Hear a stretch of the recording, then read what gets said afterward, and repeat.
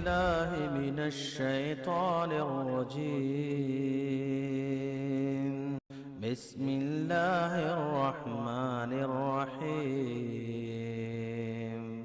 هو الذي جعل لكم الأرض ذلولا فامشوا في مناكبها وكلوا من رزقه وإليه النشور. آمنتم من في السماء أن يخسف بكم الأرض فإذا هي تمور أم أمنتم من في السماء أن يرسل عليكم حاصبا فستعلمون كيف نذير. السلام علیکم ورحمۃ اللہ وبرکاتہ. بسم اللہ الرحمن الرحیم. الحمد للہ رب العالمین والصلاة والسلام علی سید المرسلین وعلی آلہ واصحابہ اجمعین وبعد. دریا کو کودے میں بند کر کے مولانا نے وقت کی طرف واضح اشارہ کر دیا کہ کتنی دیر آپ کو بولنا ہے. اصل چیز یہ ہے کہ دریا کو کودے میں بند کرنا یہ حضرت مولانا اکبرانی امام مہدی سلفی کا خاصہ ہے.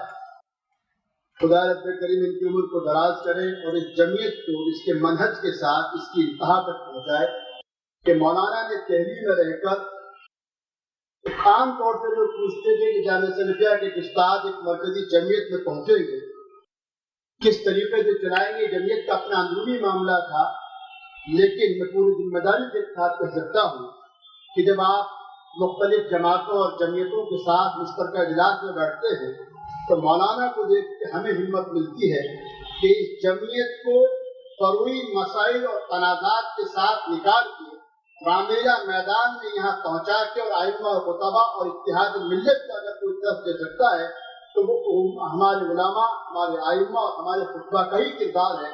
اس کے سوا یہ کام اور کوئی نہیں کرتا.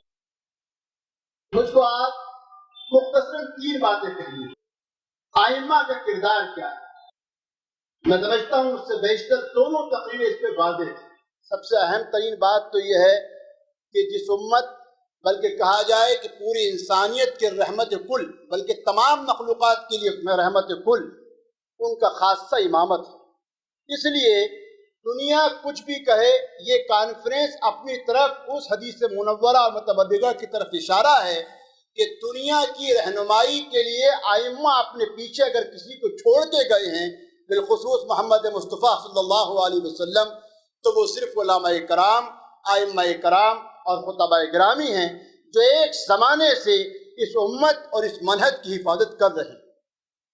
بدر کے اندر کفر بالکل واضح تھا, لیکن ایک طرف بہت اختصار کے ساتھ میں اشارہ کرنا چاہتا ہوں. ایک ایسا موقع آیا جب اسلام کے لبادے کے ساتھ کہیں کسی نے نبوت کا دعویٰ کر دیا, کہیں ایک گروہ وہ تھا جس نے زکوٰۃ دینے سے انکار کر دیا, کہیں حکمت کے نام پر کچھ لوگ وہ تھے جو اسامہ بن زید کی امامت اور ان کی قیادت کے سوال اٹھا رہے تھے.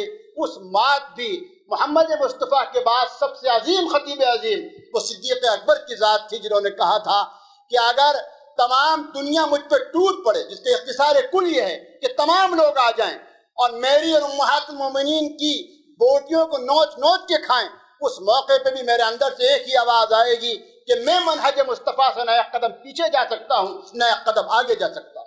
یہ ممبر کا کردار ہے.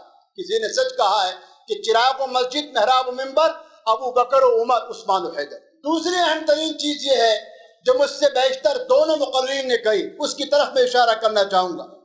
رام گڑھ کے اجتماع میں مولانا ابوالکلام آزاد رحمہ اللہ نے جو کچھ کہا وہ سمجھنے کی ضرورت ہے. مولانا نے جو کہا تھا وہ ایک اہم ترین چیز ہے.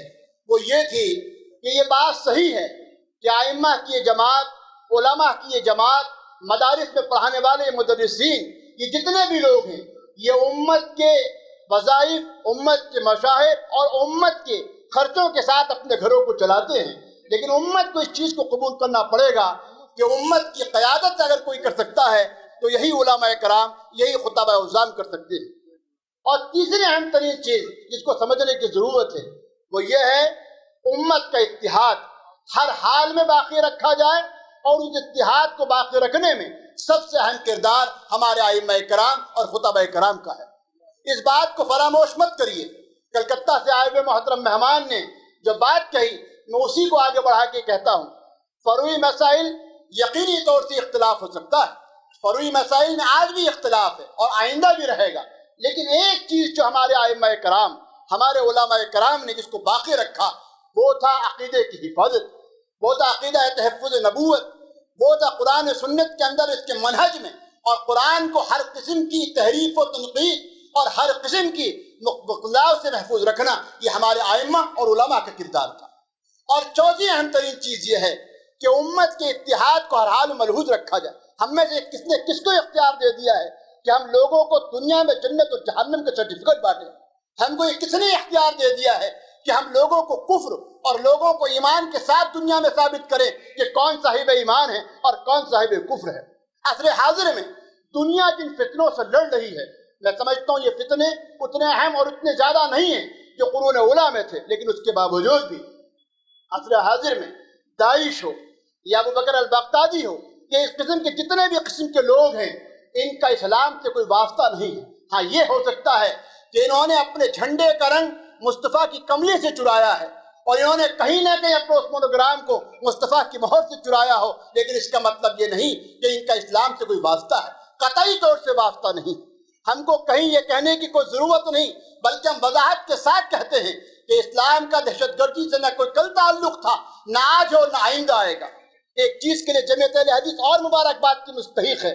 مجھ کو یاد ہے 4 یا 5 سال پہلے جب مدارس کو لے کے پوری دنیا میں ہنگامہ آ رہی تھی، اس موقع پہ مرکزی جمعیت اہل حدیث ہند نے مدارس کے تعلق سے ایک کانفرنس کی تھی۔ اس موقع پہ ہندوستان کے وزیر داخلہ نے وہاں پہنچ کر کہا تھا، اور اسی بات کو ثبوت مانتے ہوئے موجودہ حکومت بھی بار بار یہ کہتی ہے کہ ہندوستان کی کوئی مذہبی جماعت، کوئی مذہبی ادارہ، کوئی اسکول، کوئی مدرسہ نہ دہشت گردی میں کل ملوث تھا نہ آج ملوث ہے۔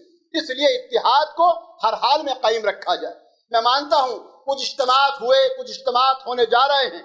ایک کسی کی طرف کوئی اشارہ کرتے ہوئے صرف ایک بات کہنا چاہتا ہوں، ولی ہو، فقیہ ہو، قطب ہو، ابدال ہو، اس سے آگے چلیے صحابہ ہوں، وہ عشرہ مبشرہ میں ہوں، یا وہ خلفائے راشدین ہوں، یا وہ بکر و عمر و عثمان و علی کی ذات ہو، لیکن کوئی بھی مصطفیٰ کے مقابل نہیں ہو سکتا۔ مصطفیٰ کا مقابلہ کوئی نہیں کر سکتا۔ ان کا پیغام کل بھی آخر تھا، آج بھی آخر ہے۔ اور یہاں مجھ کو بہار کے ایک مشہور صوفی شیخ یحییٰ منیری رحمہ اللہ کی ایک بات یاد آتی ہے۔ یہ ان لوگوں کو پیغام ہے جو اولیاء اللہ کے نام پر، مسلکی اجارہ داری کے نام پر ملت کے شرازوں کو منتشر کرنا چاہتے ہیں اور غیروں کے ہاتھوں سے ملت احمد مرسل کے گریبان کو چیرنا چاہتے ہیں۔ یہ ان کو پیغام ہے۔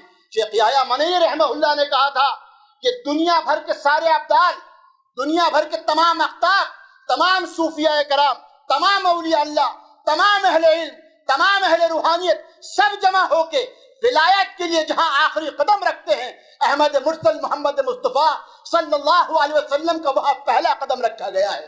اس لیے نبی کے مقابلے کوئی نہیں ہو سکتا، اور جو نبی کے مقابلے میں دوسروں کو لے کے آئے گا اس کے لیے سوائے ضلالت کے اور کوئی چیز نہیں ہے۔ اس لیے ملت کے اتحاد کو برقرار رکھا جائے۔ میں جمعیت سے آپ سب سے کہوں گا، تمام تر چیزیں ہیں ائمہ کرام سے، خاص کر اس امت کو آپ کی ضرورت ہے۔ مولانا آزاد کے لفظوں میں آخر میں پھر اس بات کو کہہ کے ختم کروں گا، یہ کس درجہ ہم کو حقیر جانے، یہ کس درجہ آپ کو یہ سمجھیں کہ آپ ان کی کمائیوں، ان کے وظیفوں سے چلتے ہیں، لیکن جو لوگ سن رہے ہیں اس امت کو اگر اس کی کوئی رہنمائی کرے گا وہ صرف یہ ائمہ کرام اور یہ علماء کرام ہیں۔ مرکزی جمعیت اہل حدیث ہند کو آخر میں پھر مبارکباد پیش کرتا ہوں، اور یہ امید رکھتا ہوں اس کانفرنس کے بعد بھی پورے ملک میں اس طریقے کے اجتماعات کا انعقاد کیا جائے، ذرائع ابلاغ کے ذریعے، آرٹیکل کے ذریعے، اور خود عملی طور پہ ہم دکھائیں کہ ہم ملت کے اتحاد کو ہر حال میں باقی رکھیں گے، اور محمد مصطفیٰ کے بعد میں نہ ان سے پہلے نہ ان کے بعد میں کسی کو اپنا مقتدیٰ مانیں گے۔ وہی اول، وہی آخر، وہی قرآن، وہی فرقان، وہی یاسین، وہی طہ۔